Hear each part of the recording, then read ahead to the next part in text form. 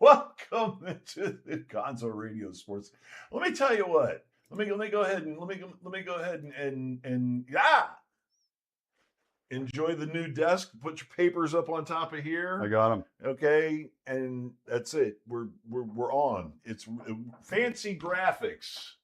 That's what we got going on. Sports Desk, Gonzo Radio Network. We're putting the studio together, and we thought we would come and share with you because there's just so much going on, and we've been jibber jabbering about it, and we've got new fancy red lights, new backing lights, which I don't know. I think this should be darker red. I don't know. It's a red and black theme. I went gray. I'm a gray guy, but I got to change it up. I think next week I'm going to bring colors. Okay. Hello. I'm going to bring some colors next week. All the sound level thingies are moving. I think our fancy look at me. I'm sitting back in my chair. I got something here. Our new lavaliers are working very nicely. It is comfortable. It's very nice. I hope so. There's been 257 earthquakes in the last 24 hours. Wow. In this world. So another thing that you're going to be seeing here really soon is I'm going to be bringing out these titles that are going to say, Gonzo host, and kind of like the stuff that we used to do before. Because I used to put labels out there, but you used to have your own camera. And we may give you your own camera again. But we are here. This is Matt the Maz. And we're not just here as the sports desk, okay, but we are here as the Gonzo Radio Network. I've been hard at work grinding on some real estate stuff. You've been hard at work grinding on, what do you got, earthquakes now? We're going to be talking about all kinds of stuff. Earthquakes, aliens, mock draft, baseball, World Cup. Holy crap. Star Wars. And by the way, we almost forgot Chuck. Chuck's in the house. Chuck's a part of our thing that we have here. Good grief. And, he's just a part of it, thanks to somebody that we have very near and dear to our hearts, Frank. And if Frank was watching and the sound wasn't working, Frank would already have texted me going, sound doesn't work. Frank, the off-site producer, Frank.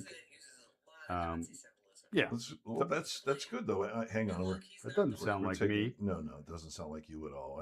I'm checking in on us. Yeah, but anyway, back to the earthquake. What was shocking here is I found this site, shockingly, called Quake Watch. World earthquakes as they happen, pretty detailed, tells you where they are, tells you the depth at which these earthquakes have occurred. That's sort of important because they have those things called tsunamis now, which are pretty dangerous. Very bad. Very bad. Very bad. Yeah, so it's interesting stuff. Not that I'm really overly concerned. It's just interesting that you can basically see real time and get some pretty good detail of all these earthquakes. But the shocking part was, I did some research because I like research. The average amount of earthquakes in 24-hour span is typically between 50 and 100. Right. There's been a whole lot of shaking going on in the last 24 hours. I know that. 4x that number. You know how I like my 4Xs. Yeah, and poor Venezuela, by the way. Another example. Yeah, I hate the phrase thoughts and prayers, but I got to say thoughts and prayers going out to our friends in Venezuela. I know some Venezuelan immigrants, all super awesome people, and they've got family over there. And of course, they're not answering the phone. I texted her the other day and she did not answer the phone, but donate, especially I believe the news agencies are the ones that have pretty much have the legit aid going out there, whether it's CNN or Fox or whatever. But I think you can pretty much trust that the money's going to get used for those for those charities as far as Venezuelan relief. But Venezuela got hit with another earthquake off the coast like yesterday, after last week getting nailed with what was it, a 7.4? Yeah, and now they got another one. Somebody's mad. Well, there were 2 consecutive earthquakes that happened the same day within an hour or so. Right, it flattened half the damn country. They were both over 7. Yeah, it's just, listen, the world is moving, shaking and grinding, lots of things happening. So I know a lot of people like to point a lot of fingers, but it's an evolving thing. So Scares the shit out of me. right now, fortunately, there's smart people that can monitor these things, keep an eye, and hopefully get warnings out. And that's, the tsunami type stuff. So you can't really do much as an earthquake's happening, except for get outside, if there was a tsunami, cover your head, which would be tough for us to do, cover right. our heads because they're so big. Johnny, hey, yeah, Johnny Mikulich is in the house. We would need sheets. We got one. We got one viewer, and that's fine. Johnny is just enough. You are enough, Johnny. Johnny, we're posting this, and you're in it, and you're now famous. Johnny, you're going to be a part of this. Here's my question to you, and I'm going to be asking a lot of questions tonight because I'm supposed to be the question guy. We talking football too? We'll talk about everything. Okay. We'll be here all fucking night, and we'll be here till 10, 11, 12 o'clock. So, piss off my wife. If a tsunami, let's say there was a magnitude 8 earthquake, just because they're happening all around Cuba. So let's say you catch one right in the Florida Straits. Okay, it's a deep one, it's a bad one, it's a shake 'em up. Do we run any sort of tsunami risk this far inland? I mean, we're what, 3.5, 4 as the crow flies, about 4 miles inland. I think I'm about 6 or 8, whatever, 6 or 7 miles. Either way, we're inland. No, I mean, if you look at these back, I think it was 2006, 5, 6, when that massive earthquake hit, and I think in the Philippines and Thailand, those. By the way, look at what kind of jerk offs we look like with this stuff. It's great. I like it. I like it a lot. Yeah. It's awesome. Anyway, back to because I learned stuff. Yeah, they can be really, really bad. We're fine out here. It's not going to be to that level. Plus, it depends on where these earthquakes occur, the depth at which they occur, right, and the displacement of the ground underneath the water. Yeah, very simple scientific explanation is these tectonic plates shift.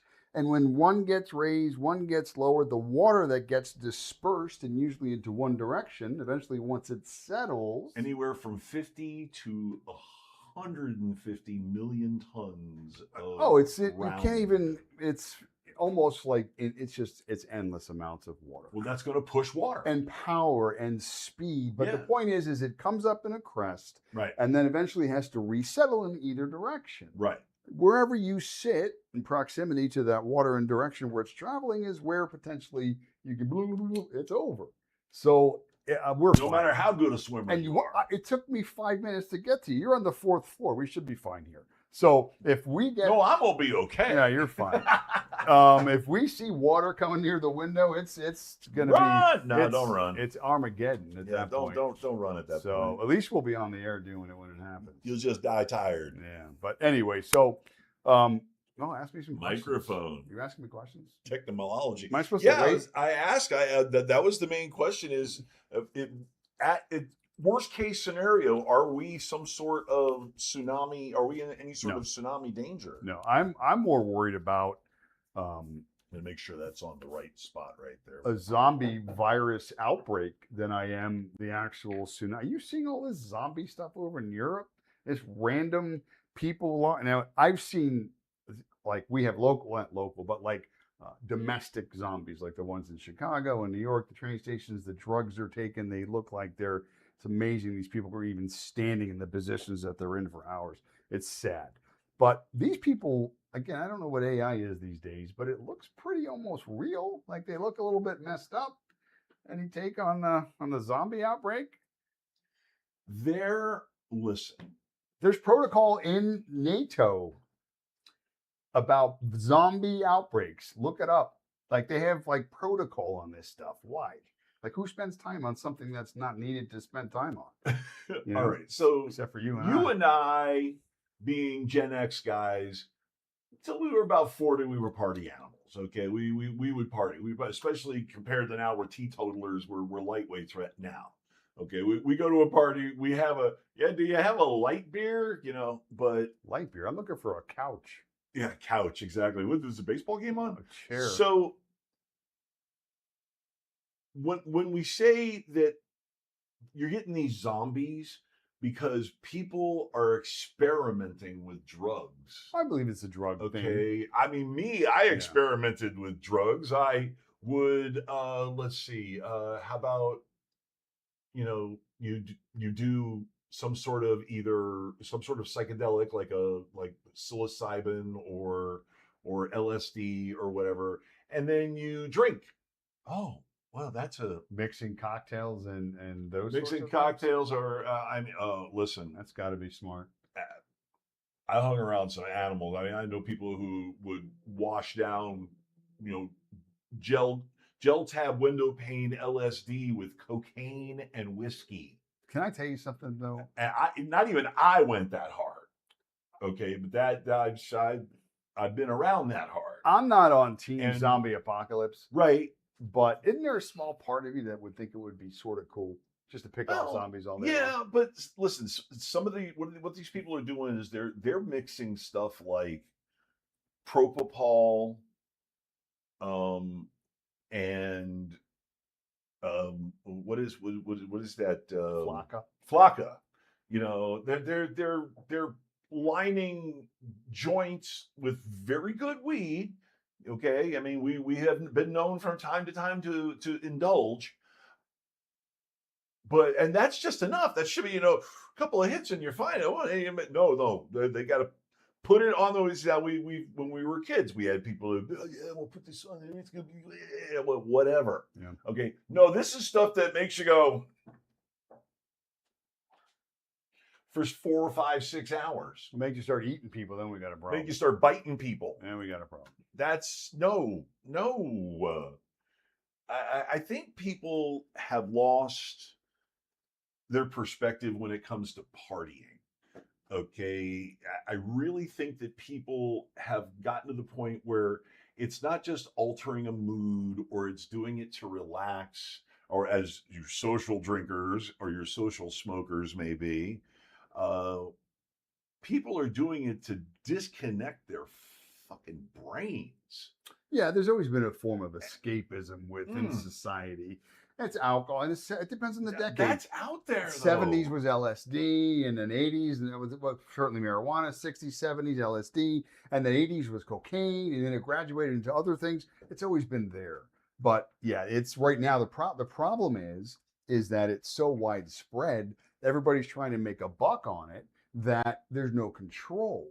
And the fact that there's no control, anybody will put anything in anything just to call it something to get it out and make a buck on it.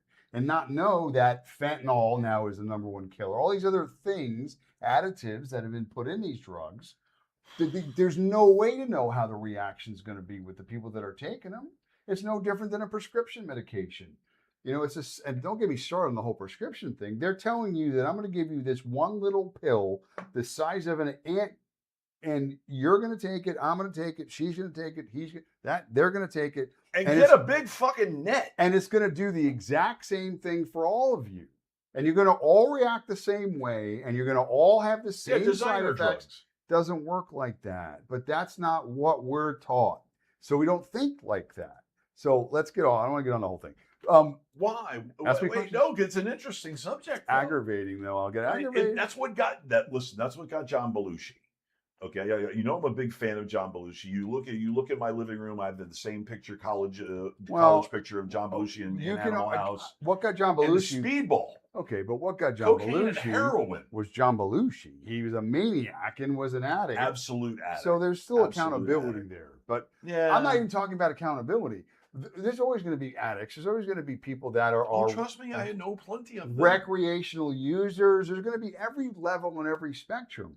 But none of us stand a chance against a product that isn't safe, that isn't protected, that isn't governed, that isn't provided to you in any sort of safe way.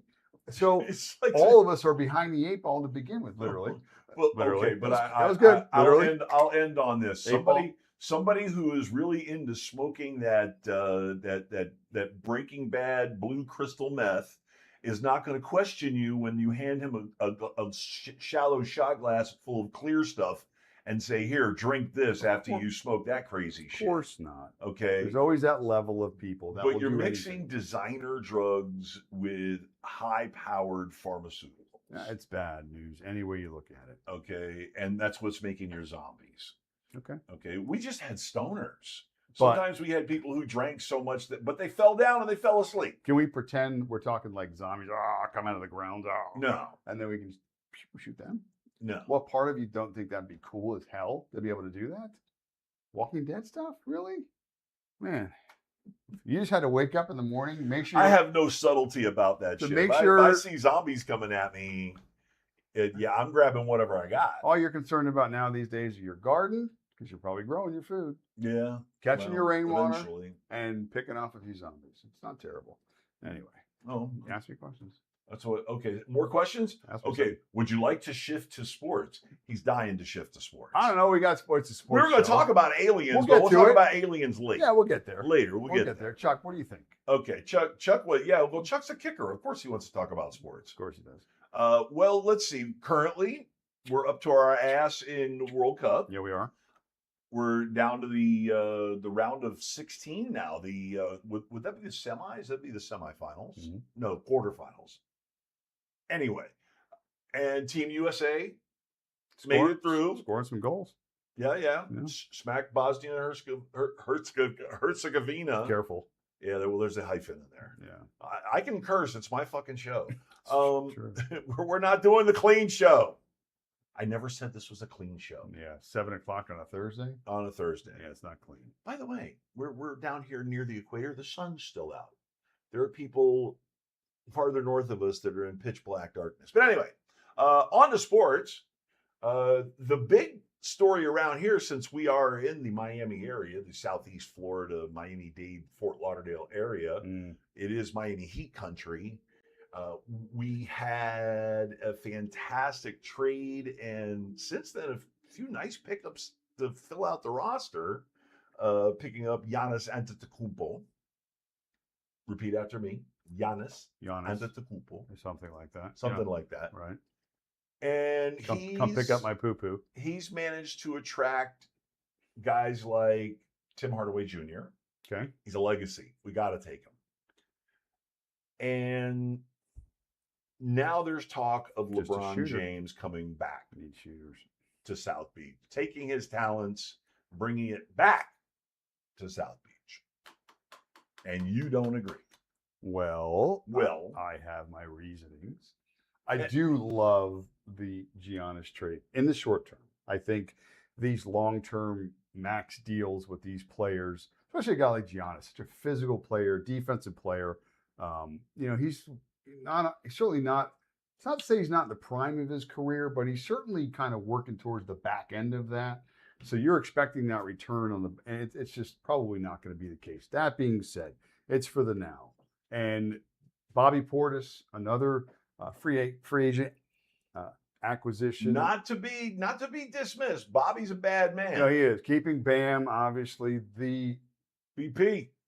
direction, their philosophy and how they're going to play is just going to be is how do we defend Wemby? What can we throw at Wemby?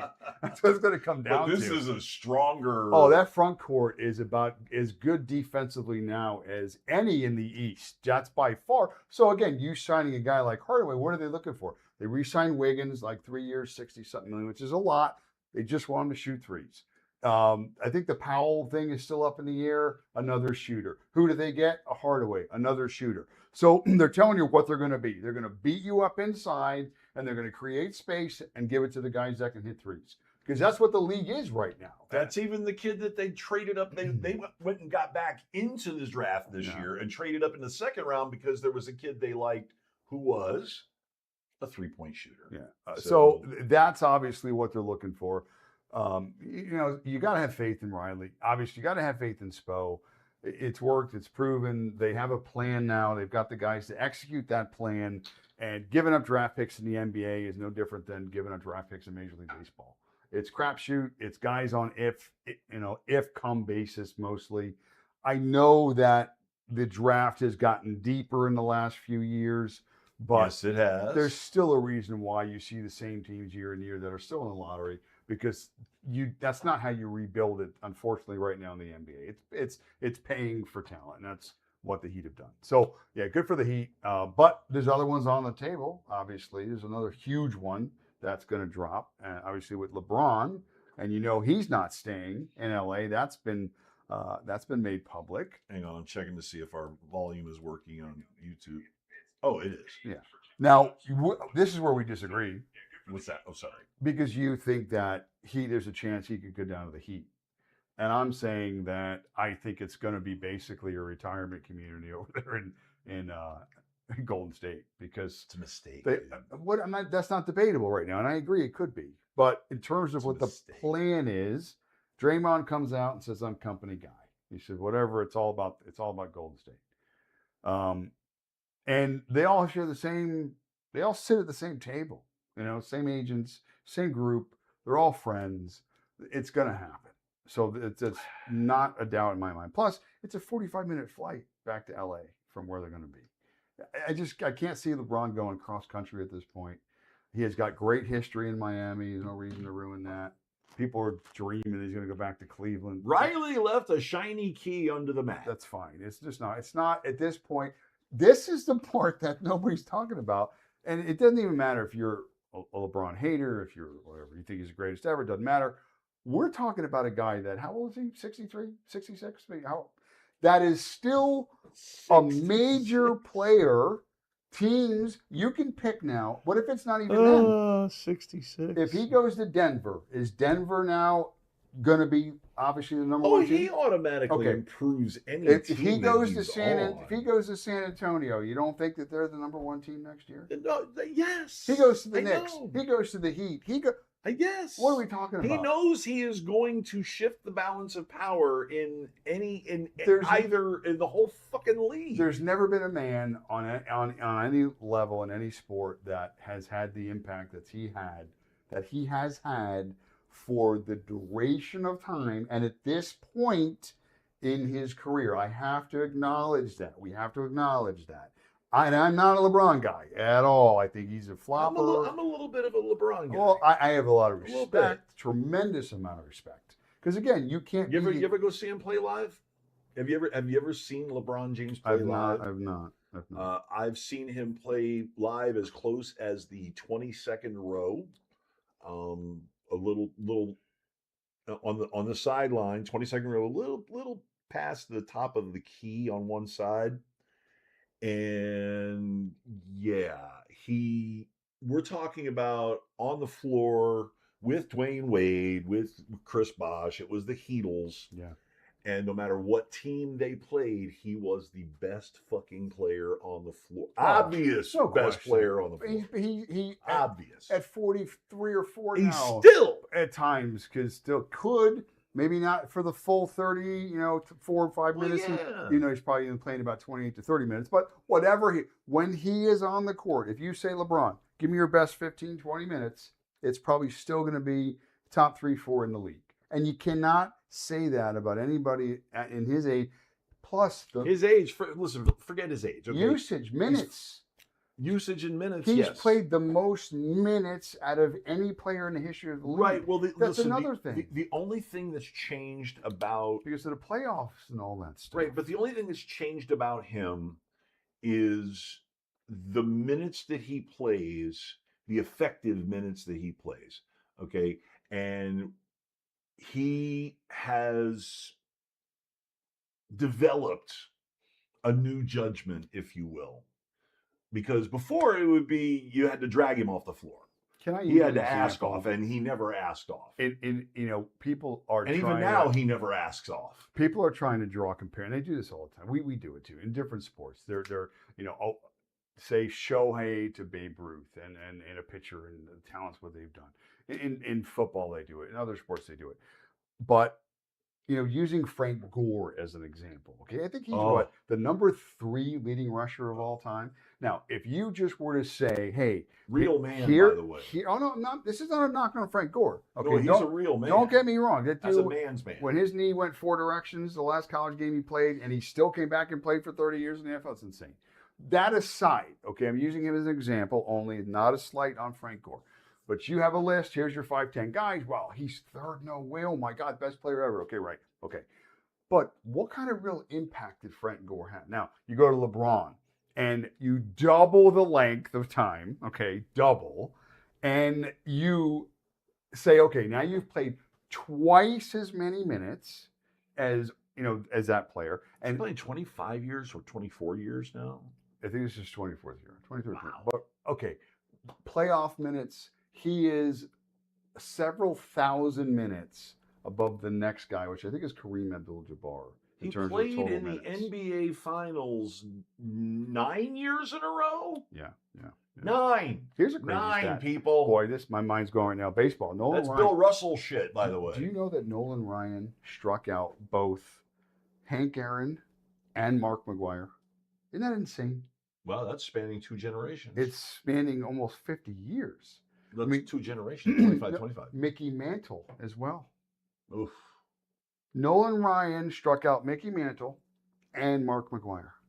It's a 50-year span. Yeah. I looked it up. That's insane. So I'm not going to tell my Nolan Ryan story. Go ahead. No, because again, I'm just thinking of players that have played for such a long time. Right. And have awesome. been so dominant pitchers. and so impressionable on the game. Obviously, a guy like Nolan Ryan's going to come to mind. I don't have a drinking problem. I'm a baseball fan, shocker. Yeah, so it's tremendous Basketball, what he's doing. focus. Back to basketball. He's going to Golden State. Those all guys are going to play together. Okay, now I agree with what you said. I don't think that they're going to be a contender. I do think it's going to be fun. I do think that during the year we'll pick on them because we're going to see which guy misses 20 games, and all those guys will miss 20 games at some point. But they'll get to the end, and they'll be the 7 or the 8 seed, and people will just expect them to turn it on. And you'll probably see glimpses of greatness between Curry and if they do get Davis, if he's even walking at that point, and LeBron, and however old he'll be at that point. So they'll put it all together, and it's just going to fall apart. It's not going to be storybook ending, but it is just part of the story. It's not a knock on LeBron. It's not a knock on Curry and whatever. And the Lakers, in my opinion, in this situation, took the high road because they allowed LeBron to write the story. Gave him an out. Well, they allowed him to write the story, right? They allowed him to be the one to write it. Why would you have conflict at any point at this in such everything when he's done playing? Okay, his story is going to be under the microscope from every angle. You're going to hear things in this level. We do it at all the stars, and you're going to hear it with him. All right. So you certainly don't want to be on the downside of the backside of that documentary, right?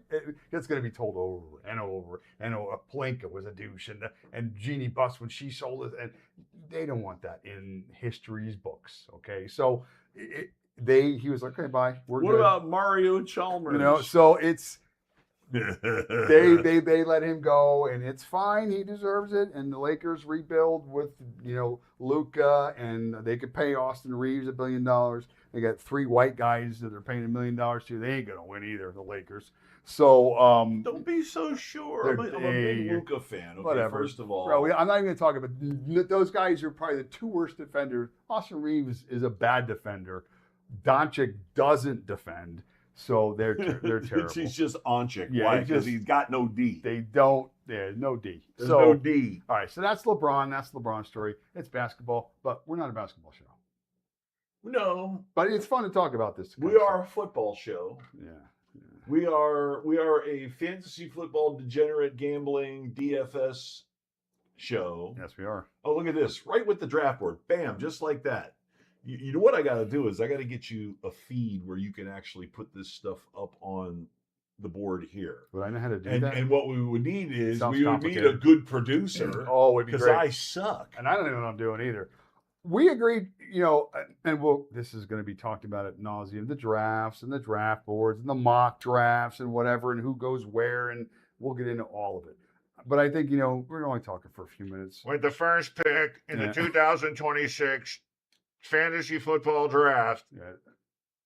The Compton Honkies select The Compton Honkies. Jamar Gibbs. No. That is an ironic name. You know what? I had that for a real name too. I pulled that out of wherever. Not the Cucamonga Cracker Killers. Listen, I think I've had some of the most creative. But you can say that 3 times fucking fast. Burton Ernie's Secret. I mean, that's not a bad football name. You fucking homophobe. Go ahead. Anyway, so every year we debate this, and every year the only Well, non-debate that's half the fun. is but here's the non-debate, and we've been saying this. I've been saying And this. I win a lot. Half of the first round, if not more, those players do not get first round value, right? For whatever reason, injuries, they get overhyped. You know, at this period now, Mostly it's injuries. You know, though. quick introduction to fantasy football right now. Here's what you're doing right now. You're listening Mostly. to local guys on the teams. You're not watching the headlines on the ESPNs and NFL networks because those are the stories everybody's gravitating towards. You want local stuff. So find out who the smartest local guy is and follow him. Get his information, see what he sees, because that guy's going to be most in touch with that team. So if you got questions, if you're looking at certain angles, go to the local guys, find out who the smart guys are, and just follow them. You guys are young, smart guys, whatever, follow them. It's easy. Just whatever. Hit click and read his shit. Okay, so first round. I got problems with it. We talked. You got problems. I don't. I got problems with you people. We did a And mock. now you're gonna hear about it. Yeah, I did a mock on Fantasy Pros. Shout out to Fantasy Pros. I do like their site because it is easy to use and it is kind of cool. So I just won. Boom, hit it. PPR format. We said we're going to just talk in the first round. They got a lot of running backs they took. Jamar Gibbs was the first pick. Okay, let's just run through the first 12 and we'll say yay or nay if we think we like it, if we don't. Okay. Some of these guys, it's hard, you know, to Jamar Gibbs. Okay. Number 1. Okay. Easy. Fine. Okay. Easily. Number 2, Jamar Chase. Certainly a path, right? Yeah. 2 years, sure. 2 years ago, he was number 1. Yeah, but Okay. Last year he wasn't, but 2 years ago he was. 2 through 5 are shuffle the deck. Yeah. Honestly. Okay. Well, They're all alphas. They're all focal points of their offenses. not according to 4. And we'll get there. Go ahead. No, you're right. You're on the right path. Listen. Jamar is going to have the best wide receiver year, fantasy wise and reality wise. He is going to be the top wide receiver, the alpha. Okay, the Bengals have made the adjustments. I'm ready to throw, I don't know, $10 on the Bengals winning the Super Bowl. $10. This is what I'll say. Futures bet. What? This is what I'll say about the Bengals. Hey, I won $10. I won 55. I got 11 to 1 on a $5 bet to the Seattle Seahawks to win the Super Bowl. Don't tell me. Are you wearing your pants right now? Yes, I'm wearing pants. All right, so the Bengals, in my opinion, I'm going to bang on this desk. I hate to use stuff like they're all in. This is it for them. Like it's either shit or get off the pot. The this Bengals? Year. Yeah. Because Joe's been chirping. Yeah. Right? All right, you haven't heard that. Quarterbacks don't chirp. Yeah. And not your best player, not Joe, because he's probably maybe the top. He is making his expectations known. Right. So Joe's chirping, Joe's talking, and that tells me that that the Bengals are on watch. Okay, that they're on the clock. You're on the clock. Right. Now, again, it could be any circumstance that could cause that to happen, but I don't like going into a situation under those conditions. Hey, right? Johnny Walker's back. So, not interested in Jamar Chase at number 2. Okay, that's just my opinion. At 2. Again, is it going to matter if you get him at 6? Probably not. He won't, but does it really matter? No. But I'm just going strictly based on the position. Yeah, you pick your position. Yeah, strictly on the position. For yourself. Okay, now 3, Bijan Robinson. I'm okay with that. I would say Bijan Robinson at 2. Fine. Again, if I had 2, I would take him at 2. Okay, now this is where it gets wonky for me. They got Christian McCaffrey at number 4. Now, I could throw out the easy ones here. How many touches did he have last year? 7. He's still carrying the ball. 700 touches. 74? Yeah, it was shocking how many. Now, but listen, usage is an important factor. Okay, we talk about it all the time. Targets for receivers, you hit certain numbers, certain milestones. It's about opportunity. If you hit those numbers, you typically get production. Usage is production. Now, running backs, certainly, if I knew he was going to get 400 touches this year and he'd catch 100 balls, he's certainly a first-round pick. But the reality of it is, at some point, you have to look at the player and go, what are the circumstances? Now, we know about his age. We know about the injury history. We know about not just the player McCaffrey, because, again, it's the same argument that I'm going to say about eventually Derrick Henry. The commercials you see, a dude running uphill, he's carrying friggin' small cars on his back. That's impressive. Okay? Yeah, he's on top of the Empire State Building swatting at biplanes. But you have to look at the numbers that matter, the metrics, which we'll get into. Here's some examples: explosion rate, tackling under pressure, first contact rate. All these different things that tell the story. Right. Now, if you look at McCaffrey's numbers last year, how many games did we see him catch 10 balls for 60 yards? I mean, he gets in the end zone. Okay, that's a lot of and usage. tote the rock 15 to 20 times For 38 yards. Okay, and again, he becomes touchdown dependent. And you do not want to start checking boxes. That's just against Seattle. Just like we said about other players, when you have to create conditions and the players have to be successful in those conditions, I'm out. Like, why am I on eggshells day one? Why do I have to be this way only to make it work? It's circumstantial. I'm out. So Okay. McCaffrey on 4 for many of reasons. I'm out. Puka Nacua. Okay. You go right ahead at 5. Here's the thing. Talent-wise, I get it. The dude's a beast. Catches everything, right? We've seen it. He is Matthew Stafford's favorite guy. Touchdown monster, whatever. High volume He's an guy. anti-Semite Mormon. Okay, wait. We didn't get to that yet. Mormon Samoan. Okay, but Nacua, the football player, his metrics, opposite of what I tried to explain about McCaffrey, are elite. Route running, separation, all these different things they measure wide receivers. Sure, and I'm sure Adolf Hitler could kick a 55-yard field goal. Okay, now, the player aside, Typical kicker. he's loose. Okay, there's no one's going to change that. Okay, the dude's loose. Listen, I'm just playing. Puka is a good kid. By all indications, he's a good kid. Right, he's loose. He's loose. Somebody managed to catch him at a bad moment. He was probably come out of the dispensary, if you know what I mean. He is Samoan. Believe me, Samoans smoke some herb. So, Yeah. Well, I give the kid a pass, and he made penance for it. Which is fine. Okay, and he could be a redemption story. You're still not number 5. No, there's more. I got more. Okay, go ahead. Last year, everybody was afraid of anything Ram related because we were waiting for the shoe to drop for Stafford. Remember? Coming into the year, they had him on exercise bikes. He wasn't practicing. We're going to keep him in bubble wrap. He never saw a snap in preseason. Nope. And everybody was like, oh, he's getting treated. He flew to wherever and got injections. And everybody was thinking, why are you investing? And meanwhile, Stafford lit it up. They were a play away from the Super Bowl. Everybody went crazy. Okay. So now we're a year removed from the same narrative.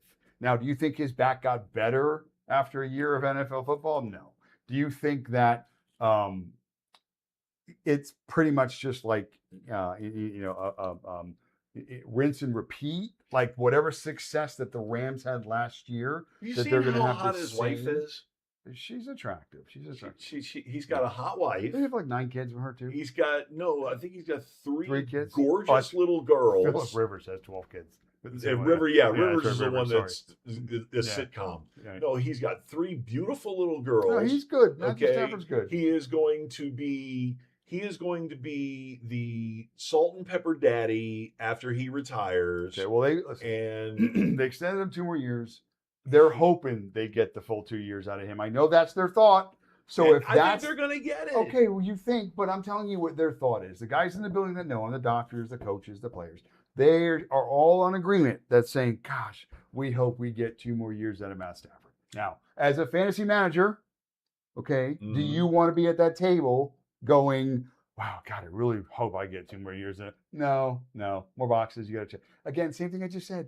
Why are you painting boxes? So you have to realize with a guy like Puka Nacua, who is closely related to a guy on crutches, that if one goes, the other could go with him. Well, that's why they drafted the kid that you're going to count on. It. Okay, but next. Yeah, that was a dumb move. By 2 Puka. years from now, maybe. All right, we got more. Number 6, Jackson Smith in Jigba. Oh, yeah. That's the third player or the fourth player off the board right now, there. okay. Now let's talk about If you're another. smart, Let's talk about something. Now, and now you're gonna like this analogy. It just came I to already me. I already hate this All right. mock. This is a stock analogy. Okay. What are you not supposed to do? You're not supposed to chase something necessarily that's an ascension. So, like if all of a sudden you got a stock tip 2 weeks ago and it's, hey, it's $1, go buy it. It's going to go to 10. And you know what happens? You wait and it goes to $10 and you're like, oh, I'm going to go buy 1,000 shares. And guess what?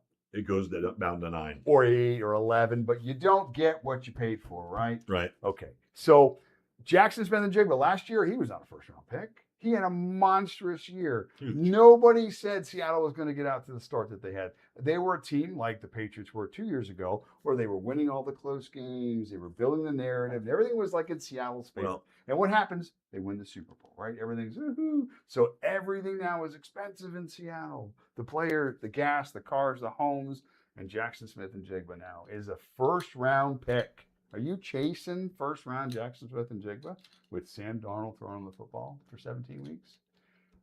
Who else is catching the ball? At 6? Who else is catching the ball there? They got rid of their running back, who we'll talk about. Actually, we won't. He's in the back half of the second round. But they got rid of their running back. Oh, Okay. Charbonnet. Charbonnet's going to be huge here. Walker, But anyway, go ahead. Charbonnet comes in hurt. Okay, he may not start the year healthy. They picked the kid from Notre Dame. Yeah, okay, but a kid that shared time in Notre Dame, who wasn't the bell cow, he's not built like that. So their plan was easily Charbonnet and him. Now he may become him with no Charbonnet, that we don't know. But again, you're going in, don't know about that, don't know about this, don't know about that, chasing this, chasing that. I'm out. I'm out at 6. I'm out at 7. Let somebody else get in there. Gary Palmieri. Now, the alliterative, the most alliterative name I've ever heard. Let's talk about guys. CAG. Let's talk Franco Morendo. Frankie in the building. Frank is in the building. Let's talk about guys I do like back end. Wait. Let's not blow off this whole Jackson Smith-Njigba thing. All right, okay? tell me your feel about Jackson. He is the same as Amon-Ra St. Brown.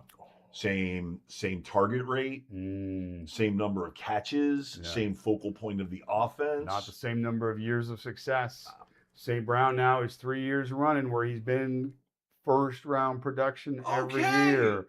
Now listen. And I'm telling you, he's going to continue his body of work. When I am making these assessments, it's not necessarily that one I don't like Jackson Smith-Njigba. I had him last year. I benefited from first round production, getting him in the 3rd or 4th round last year.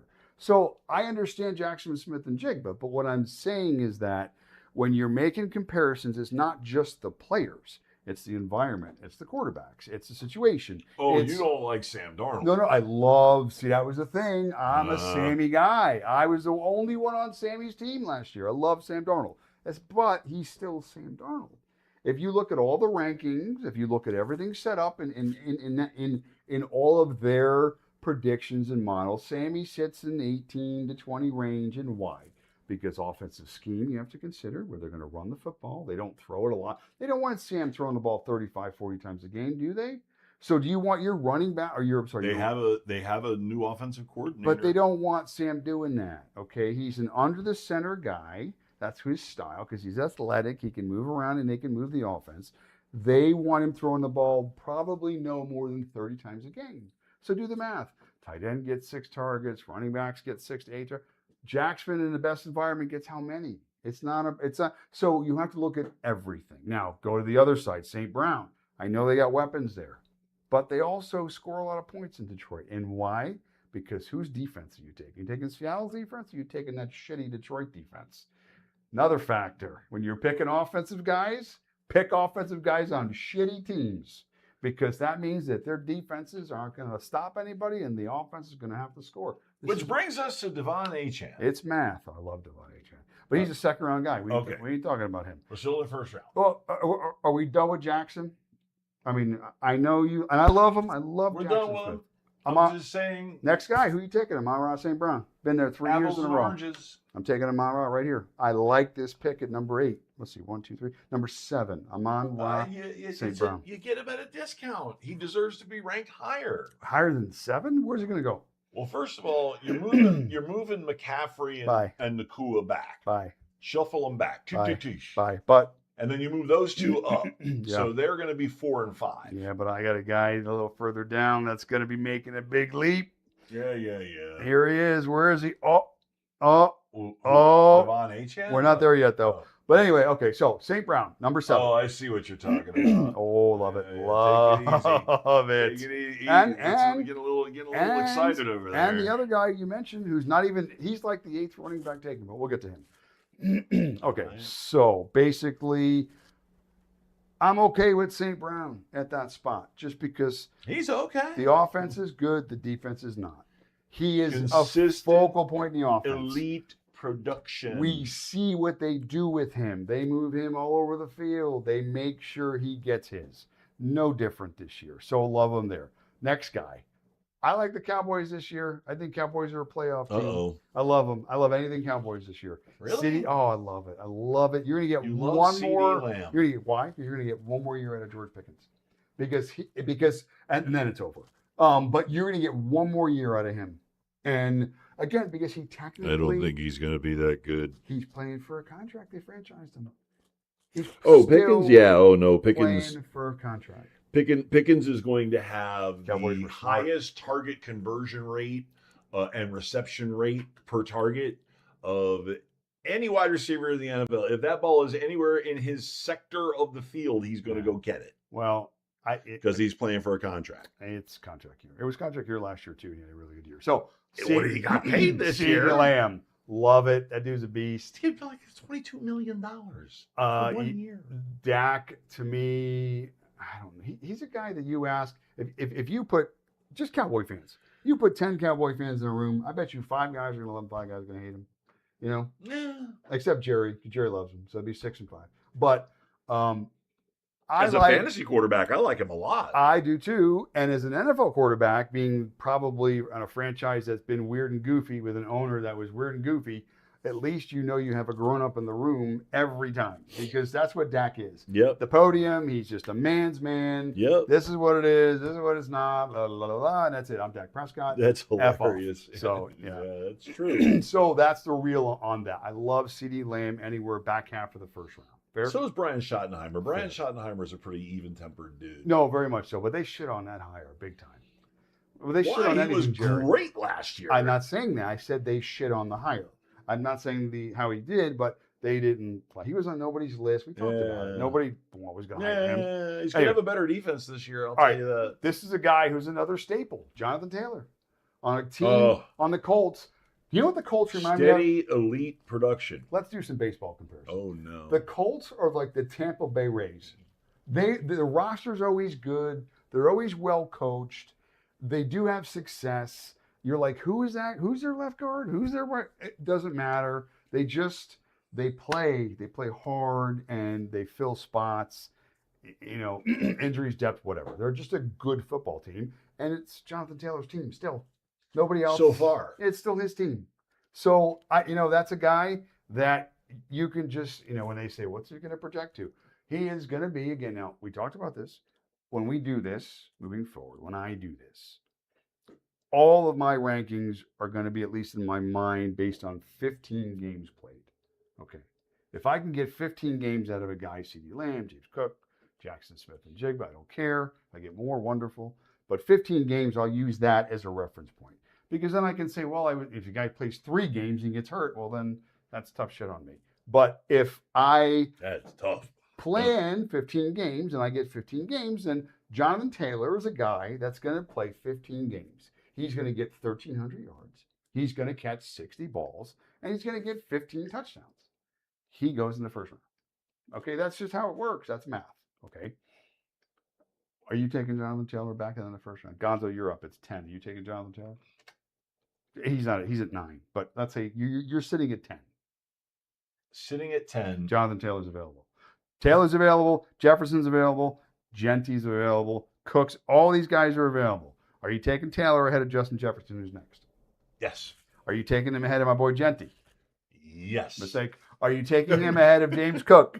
What? I feel set up. Are you taking him ahead of James Cook? I'm never taking another Buffalo Bill or New York Jet I know you want. That's what I'm saying. So, ever well, you're wrong. again. Okay, well, that's another bad pick. So, but it's close. It's personal. It's close because, again, I just said James Taylor. That's up on the roof.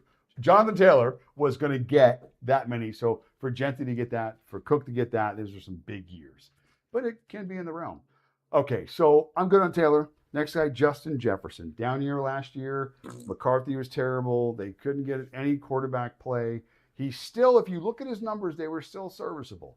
They weren't back-end he's gonna first-round be serviceable. vastly improved. Yeah, I just don't sleep on JJ. I mean, Well, listen, Kyler Murray is really good at dropping back, or excuse me, sitting in either the pistol or the shotgun, taking a 3 or 4 step drop, running around, and then throwing the ball as hard as he can in your general direction. And Jefferson is very good at going up and getting the ball thrown in his general direction. he's super good. He's super good. You're going to see so many of those. Another guy back in first round, I'm good with, really. It's fine. Now, my man crush, Ashton Genty. And I'll tell you why. I'm telling you, you've been waiting for this one. I am on the Raiders. Let's just talk one team. I know when we get into this, there'll be many analysis of many teams. I'm touting the Raiders, real simple. They were 14th last year on defense in terms of yards allowed. And that defense last year, I went and looked, they were injured and they just, that whole franchise last year just played football. They had no direction. The Pete Carroll experiment didn't work. Nope. The Geno Smith was terrible. So they had Terrible. no offense. Terrible. And their Terrible. offensive line last year was one of the worst in football. Now they fixed it, at least on paper. They went out and they drafted. Obviously, they drafted They a guy. gave Linderbaum like Their second, $65 million. So they got it in free agency. The kid they drafted in the second round, pass rated last year, is the best pass blocking guard in football, in college football last year. They now have him.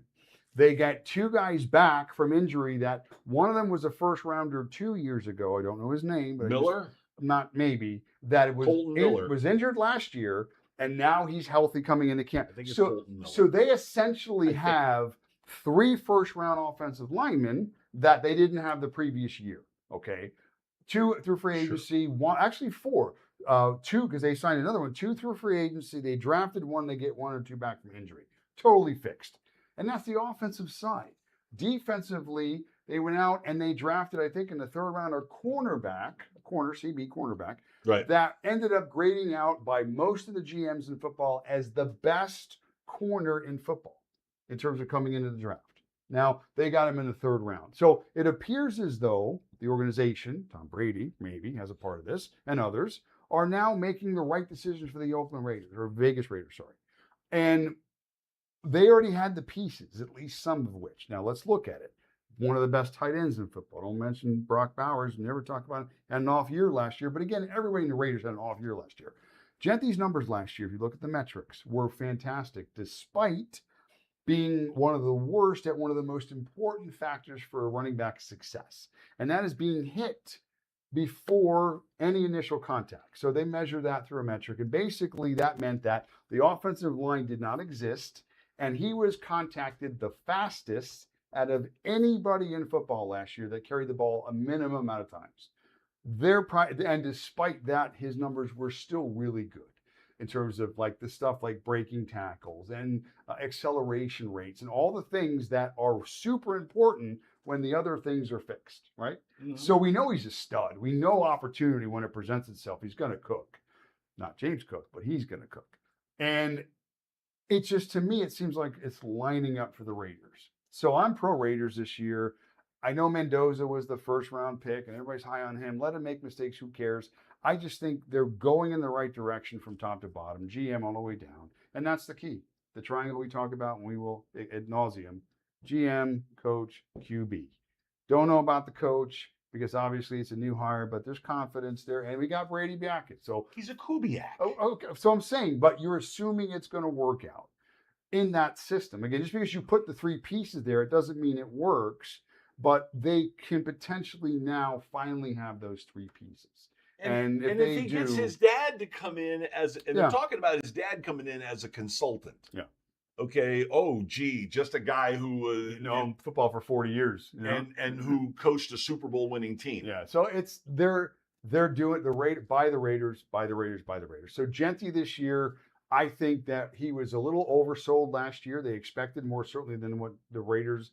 And I don't think he was provided. oversold. I think he was behind a pathetic offensive line. Well, we expected Okay, more. listen, the attributes that you talk about with Ashton Genti, one of the first things that comes out of your mouth is tremendous first step. He's really good. And the only problem with that is that you can have a tremendous first step, but if your first step is here and there's 300 pounds of linemen in your face, you're stepping to nowhere.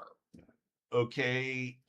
Yeah. But now he's going to get a chance to take that first step. Yeah. Big men trying to take you down. That's their job. I don't too. disagree. He's going to have a vastly improved year. Yeah. I really think that he Vastly is a guy that will, as long again, 15 games, give me 15, Ashton. I think he is a first round guy. And to finish up the first round, again, this is another situation I think similar to Cincinnati, but quieter, is Buffalo is tired right now with where they have been over the last so many years. And at least in the last couple of years with Cook, they know when he is a part of the offense, the Bills are successful. And offensively, we know how good they are. So when you have one of the best quarterbacks in the league and you have, talent-wise, one of the best running backs in the league, that combination is just as good as it gets. And Cook last year caught a bunch of balls too. Again, give me 15 games of James Cook, and I have no issue with him in the first round as a first-round guy. So, 12, 11, I don't even know. But there's other guys we'll get to, and I'll throw one guy out there. I love Devon A-Chain this year. Let's go, Devon A-Chain. I just think opportunities and the offense, the Dolphins, and what their schemes are, and all the tight ends they have, and the running backs, and he's gonna get a lot of touches. Marshall Faulk-esque. So, in my opinion, catch 80 balls this year. He catches 80 balls. That's a big number. Well, big number. Now, Dolphins are going to win 5 games, but as long as they keep throwing him the football. I spend a lot of time saying, we're going to play, you're going to see. Okay, everybody, every bit of criticism that comes down on the Dolphins, you're right. You're right to make that assessment because you don't know if Jeff Hafley is worth a shit as a head coach. You don't know. You can go back and see his record or how he ran games and how he directed and led the team at Boston College. Is A.J. not the Dolphins' best offensive player? Yeah, easily. So then you're going to want to get him opportunities in the ball. Yeah, any sure. way you can. Sure. And we've seen when that happens, when he is in a plus situation, especially in space, catching the football. Dude's really good. He's fast. He's one of the fastest guys in the league. Right. And okay, so here's a couple of things that I believe will happen with Miami. That offensive line is going to be a lot better. A lot better. A lot. Markedly. What were they, 31st last year, 32nd? They were the pits. They were the worst. They were 30 terrible. 30. Yeah, 30 terrible. 30 terrible. Okay. So an improvement to mediocrity. Oh. Kind of like it's an improvement. Like this mock draft I just did. Jalen Hurts. Oh, what is wrong with you? Puke in my mouth. Anyway, go ahead. Just puking. Yeah. Stop that. Oh. I just wanted to do another one. Hey, guys, Giz went first. Sell the Eagles. I redid it. Looks like the same draft. I just hit restart, and it's the same guy. It's worse than ESPN. Oh, my gosh. But I think that, first of all, I think that the offensive line is going to be better. Okay, they moved Savanea to right guard. They've got Austin Jackson at right tackle on a contract year.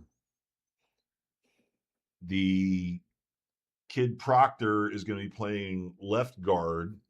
And I'm sorry, but that kid is so big. All he's got to do is stand up and go like this. And you're going to get tired running around because he's the size of a fucking tree. You think they'll let him gamble? Okay. I think I'll let him gamble with shit. All you got to do is stand there and wait. Oh, Proctor and Gamble. Oh, shut up. Anyway, and God help you. Frank's laughing. I know he is. Frank's got to be laughing. laughing. It's a dad joke. But Procter and Gamble. Yeah, sorry. Can you imagine seeing that kid pulling around right tackle? It's like you're a 220-pound linebacker coming up, and it's like here's 350 pounds running full speed Yeah. as fast as he can. Okay, that was one of the craziest things. They showed his highlight films at Alabama, and he pulled and he took 5 running steps, and he hit this 230-pound linebacker for Ole Miss. I didn't even see the kid's name. Hit him so hard, he just kept running. He just ran through him, beyond trucked him, hit him like he wasn't even there, crushed him, broke him down. I mean, this is a behemoth. So we're gonna see. There's too much talent on that line. They went and got a run blocking tight end in the draft. I think he's going to be a sneaky good pick. I think that their draft class is going to get a lot of playing time. And I think there's some sneaky good players on there. There really are. And we're probably not going to see much of Chris Bell, who's the kid that they stole in the 3rd round because he's got a blown out ACL. But I think Bell is going to be tremendous, if not late this year, then next year. So you guys can shit on the Dolphins all you want. Okay, but don't come to me and in shock if they win 7 games. See this guy right here? He's the Steelers. Oh, sorry, you missed him on there. He was the hired as the Steelers special teams coordinator. But anyway, He looked like somebody you give $1 next to I-95. he wouldn't give him $1, not even $1. You know, so I think that there's a more than decent chance that Miami can win 7 games. Okay, but That's why? why we play. But why? But I'm getting around to it. Okay, the reason why you can be high on Devon Achane is because that offensive line is going to be improved. I agree with that. I agree. He had 1,900 total yards last year. I know we saw that. But 1,900. now let me ask you something though. As a fan, uh-huh. would you rather go through the season and go, wow, those guys played better than expected, and that guy had a great year, and you're picking 17th in the 2027 draft? Or you're like, man, we knew what we had, but also we knew who we were, and now we're picking 4th because we only won 4 games. And wouldn't that feel better? Wouldn't you be more excited for that 4 months, like right now? Instead of like, where did the Dolphins pick this year? I'm not excited. I'm not as excited as everybody else is about the 2027 quarterback draft class. I'm not as excited. I'm really not. Okay. Well, they're saying hyped about it. It's better than this one. And it's so hard. Listen, we know there's going to be guys that are not on radars now that certainly once the play begins, we're going to be like, wow, that guy's really good. There's always guys like so I'm not worried about that. So anyway, we'll get past all that. I'm just telling you. I'm listen, and you could be very wrong. You're right. I'm not saying it's not possible they can win 6 games. I mean, the Steelers are going to win. The Dolphins 7. are going to run for 3,000 yards. They may. They got guys that can do it. Hopefully it's Achane because I'm going to have him everywhere. So we talked sports. We talked other sports. Uh-oh. What else did we talk about? Is this some sort of soft lead-in? I don't know. David Grush. I mean, is it a soft lead-in to Little Green Men? Do you know that I think it's... By the way, shout out to Ed. I'm sorry we had technical difficulties. I tried to get Ed in via Zoom. Zoom, I'm going to figure out what the conflict is with Zoom. I started too late. I should have started working on it at like 4 o'clock. I started working on it at 5:30, 6 o'clock. And Zoom, you failed me, Zoom. You failed me. I hate Zoom. That's okay. But we'll make it work. Make it work on a regular basis because this is happening. Like me going full-time in the real estate business, this is happening. Yeah. What? No, I'm checking my references to make sure. About what? About what is? You have heard of artificial intelligence, right? Yes. Did it made your computer go to sleep? It'll come back. Yes, there's a lot of stuff that's going on. We're seeing a lot of disclosure stuff, movies that come Oh out. well, of course. And I wanted to go see that movie, but I nobody wanted saw to it. go see it with I me. saw And disclosure. and you I didn't come away affected one way or the other, honestly. It really, I mean, I see how involved in the aliens thing you are. So yeah, but again, I have my own thoughts on this. I don't need to have more conjecture at this point by people that we think would know more than they may actually do. But you still can't tell what's real and what's not these days. well, Because here's my question. the AI bullshit. Here's my question, and once again I'm going to be the question guy. The types of aliens that we're dealing with. I mean, people we know. We have the Greys, which are these guys, but actually gray instead of green. Those Instead of guys the are little, cute, actually. That's oh, a cute little costume. don't get weird. I've seen, I mean, not like that kind of Don't make cute, it weirder. but I can see like, 6 or 7 year olds wearing that for But Halloween. we have the Greys, Right. okay, and we have the lizard people, the reptilians. Can I put Who else? Can I put a disclaimer out? Who else? Here's my disclaimer. Oh, I don't know what we have. I haven't seen one. Romulans, So I don't Vulcans? know. No. But here's what I'm going to go on.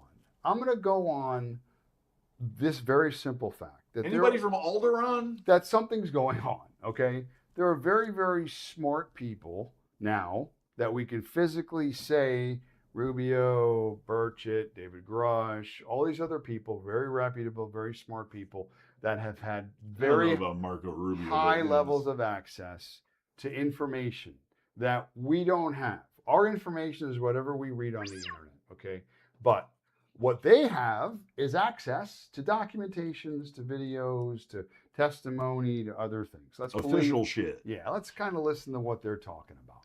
So, more importantly, again, green, gray, tall, short, whatever, they look like that, they don't look like that. Something's going on, okay?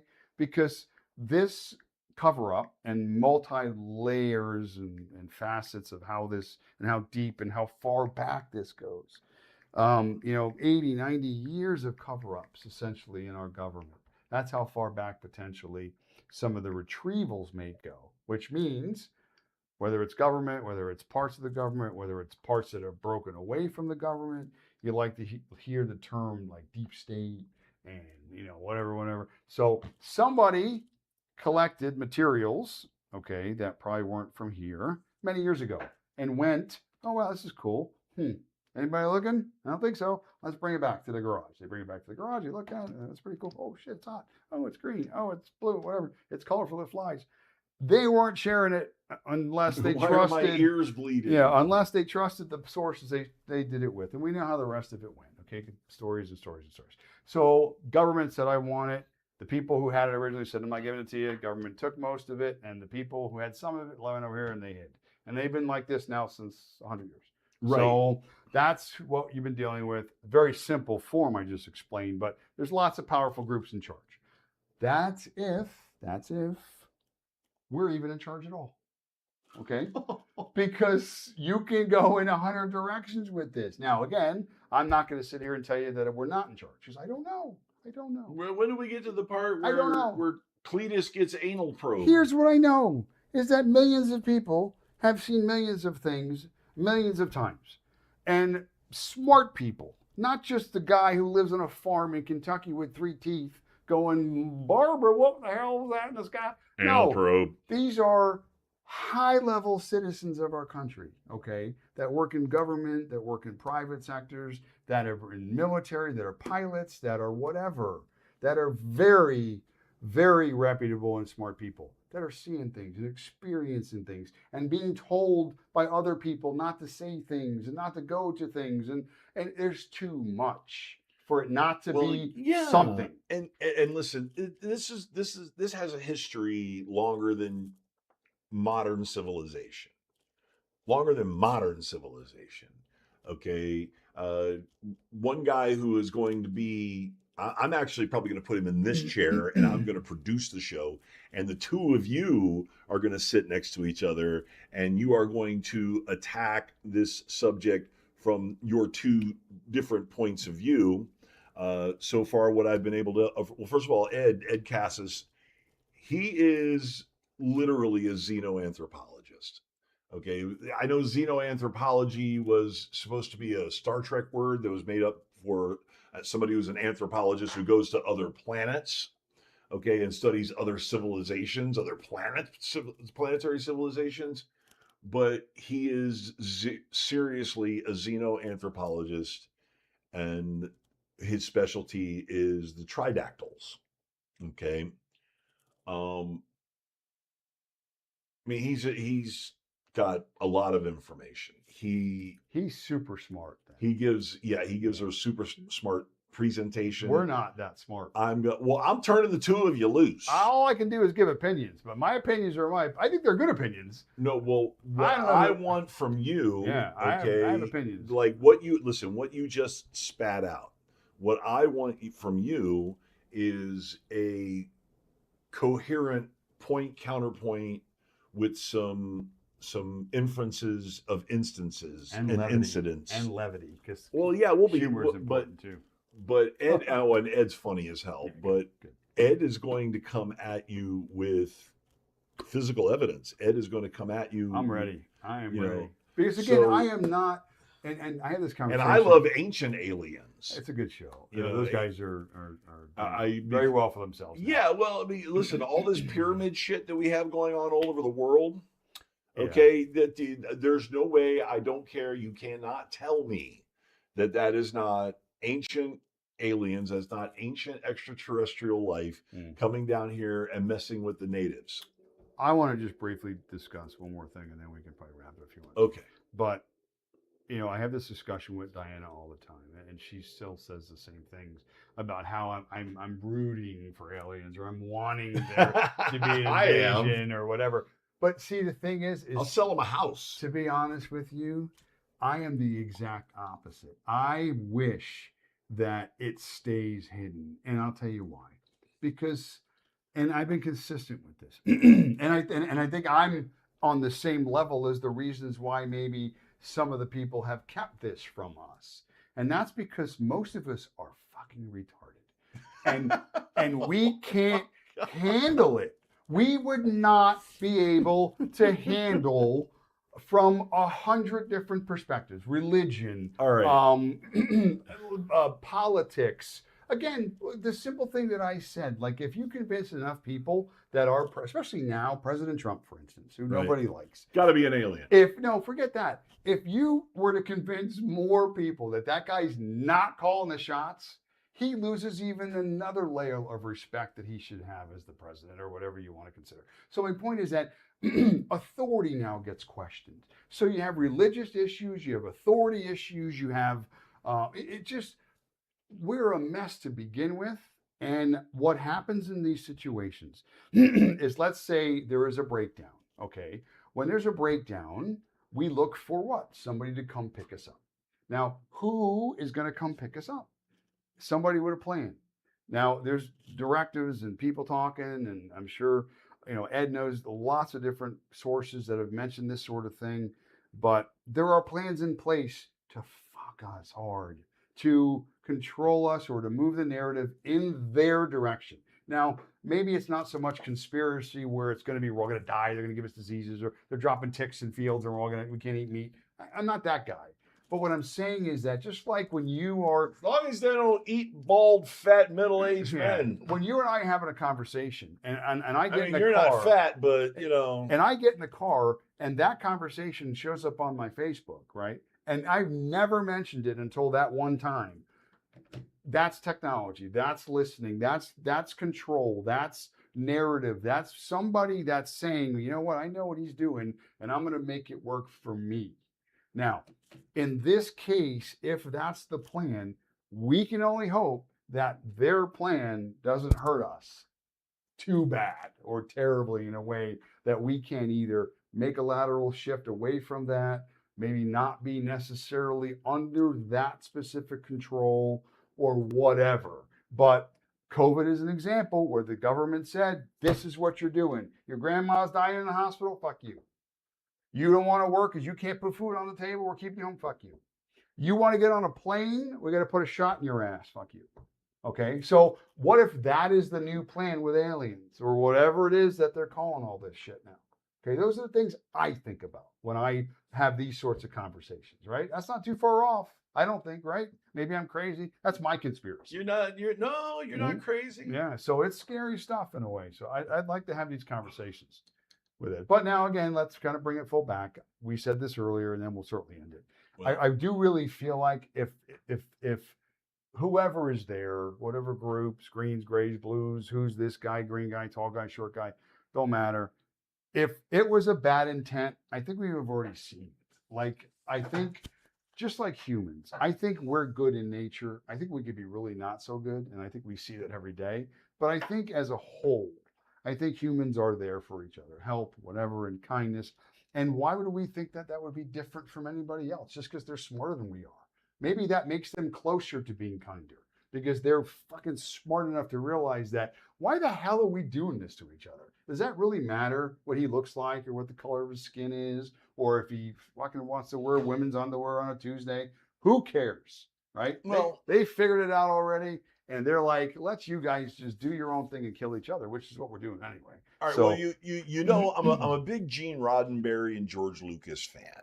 Okay. Now George Lucas, he's more of a fantasy writer, where Gene Roddenberry is more of a science fiction creator, and he actually has created stuff via science fiction that's actually come to life. The same way with guys like Robert Heinlein, the science fiction writers, and Bless you. Gesundheit. They written things in their fantasy novels or their science fiction novels that technology has actually come to existence. Careful. Okay, well, I also believe that if for those of you, for the two people that might understand what I'm talking about, first contact with humans, real first contact, isn't going to come until after a significant event that proves to whatever advanced civilization that is watching us from afar that we're worth contacting. Well, then that goes against the fact that there's already been first contact. And I think Right. there's already been first contact. You mean the narrative of what they're telling us? Right. That first contact. Even Now though that there's- first contact may have already happened. Oh, it has to have had already. happened. I understand that, but It's- I'm saying may just as a matter of argument, Mm. okay? But as Gene Roddenberry portrayed it, the observance and the interaction of mankind with extraterrestrial civilizations was minimal at best. And the only people that were really interested in Earth were the Vulcans, because they constantly had somebody monitoring them. Okay. And the Vulcans saw their Third World War and said, holy crap, these guys are trying to kill themselves. Okay. Still not going down there. But then a year after the Third World War, this guy, Zephram Cochrane, invented the warp ship, and they went the speed of light, which then showed them that humans had progressed. And then they decided to come down and make first contact. Okay? Individuals. I think that sort of thing is closer to reality. Listen, I think we are the backwater rednecks of the universe. there I really are do. there are really do. technologies that people on our planet, whether it's our government, whether it's parts of our government, whether it's other countries and their governments and whoever, that have technologies that currently, if the average person were to see the capabilities of those technologies, and it's not just one, oh my God, they invented light. No, it's thousands of probable things that we could not even imagine existed in our realities, and yet they're real. They're being used, and they're being, and not just on a basic level, on a quantum level, and so, and that's us, and we're only here a short time. And I use the example that, again, if you go down the rabbit hole, and let's assume, yeah, there's somebody else, okay, and let's put that somebody else. You pick it. You want to put them 500 years ahead of us? Do you want to put them 1,000 years ahead of us? I mean, let's pick a number. Let's go 634 years ahead of us. Okay, that's a pretty good number, right? It's probably wrong, but let's just go with that. All right, we'll go back 640, Forget 34 that. years. Where are we going to be 634 years from today? The amount of technology, the exponential amount of increase in the abilities and it's endless to think that where we could be in Right, well, 600 it was years. like 1502. 10 years ago. What was going on in 1502? Yeah, I'm saying nothing. We were hitting each other with rocks. Exactly. So, and now it's insane. But again, that leap is immeasurable, right? It's such a massive thing. But we've had that sort of leap in the last 5 years in certain areas. So what took us 500 years to measure that level of success in certain areas of our lives, we get that in almost instantaneously now. Yeah, Before, I don't disagree. I could pick up the phone and talk to somebody in Scotland in a second, and they're in Scotland and I'm here. How is that possible? In 1500, I mean, it's so. Where are we going to be 100 years from now? 300 years. The technology, the improvements are exponentially increased. So you don't I'm know. not So we talking, don't. but know. I'm not talking about So my point is 300 years from now. Okay, I'm just throwing numbers. I'm talking about 30 years from now. Okay, but even if I'm saying A generation. distant civilizations, if there's another group of whatevers that had a head start on us of 1,000 years, their technology limits are endless. We don't even have a clue as to what they could do and what they are. One could be in our kitchen right now and we wouldn't fucking know it because they're smarter than we are by 5,000 years. And they're wearing a pink whatever and we can't see pink. They're pink or who knows? It's so crazy. And why is it crazy? Because we haven't discovered it. We don't know what it is. Doesn't mean it doesn't exist. Doesn't mean it can't exist because it will. Can't tell the difference between science and magic. As humans, all we do is progress. That's all we're here for. We're never happy in where we are. It's always about the advancements of technology, the advancements of civilization. It's never about staying where you are and maximizing your environment. It's always about doing it a little bit better. Oh, well, it could be better if it's this or 11G or 512G or I need an iPhone 30 now and a 4. It's never ending, the quest. And let me tell you, I cheer against Elon Musk as far as the stock market is concerned. I'm shitting all over SpaceX because all that dude does is lose money. Yeah. He does. He declares losses every friggin' year. But they're making money on the losses. losses. People are throwing money at him with both hands. They're making money on the losses. So right, exactly. you're at a certain level like that. It doesn't really, you make money every day you live. I'm gonna You learn how to breathe, do you make that. money. I want to do that. Yeah. So, but you know what? You know what I'm cheering for him for? Because I want to go to the fucking moon before I die. And he can make that happen in 15 years. All right, well, okay. And my 75-year-old ass will be going to the moon. All right, well, good luck. That's your goal. Hey, if Shatner can go to outer space at 94. Yeah, well, Shatner's going to be around 15 more years, I think. Yeah, no doubt, right? He's still doing it, so. All right, so that's it. You've had it. For now, yeah, Okay. I like it. It's a test run. It's a good test run. I like the colors. I like our faces in this amber lighting. There's going to be there's going to be more improvements. This whole I think we should have words and crawl and this stuff. whole thingy right here, this whole desk thingy. There's going to be some. Yeah, there's going to be stuff. There's going to be crawls and shit like that. Videos. But I want to improve this. I really want to improve this. I'm going to pull all this stuff down. We're going to have lighting, accent lighting, and things like that. I've got one piece of it. I'm going to be ordering some more. And we're going to get to doing this on a weekly basis. Yeah. And our are we legs going to be keep back touching. here next Thursday? We're going to be back here next. You going to be available for next Thursday? It should be. Okay. Well, then start clearing your schedule for next Thursdays. All right, let me clear it. Okay. So on behalf of myself and this other guy over here, and as always for the Empire, this has been the Gonzo Radio Show featuring the Gonzo Radio Sports Desk, featuring Chuck. Say goodnight, Chuck. See you later, Chuck. All right. And we'll catch you guys next week. Streaming at 7 o'clock and then podcasted on YouTube. Like and subscribe on the Gonzo Radio Network YouTube page, YouTube channel, and Twitch. We're on Twitch. Don't forget Twitch. Twitch is important. Twitch is blowing up right now. It is Twitch. It is. And of course, here in the Gonzo Radio Facebook group. In and about my page. 6 weeks, maybe we'll be going right into football right now. Yes, I know. That's the reason why we need all the practice we can get. Yeah. So say goodnight, everybody. See you later.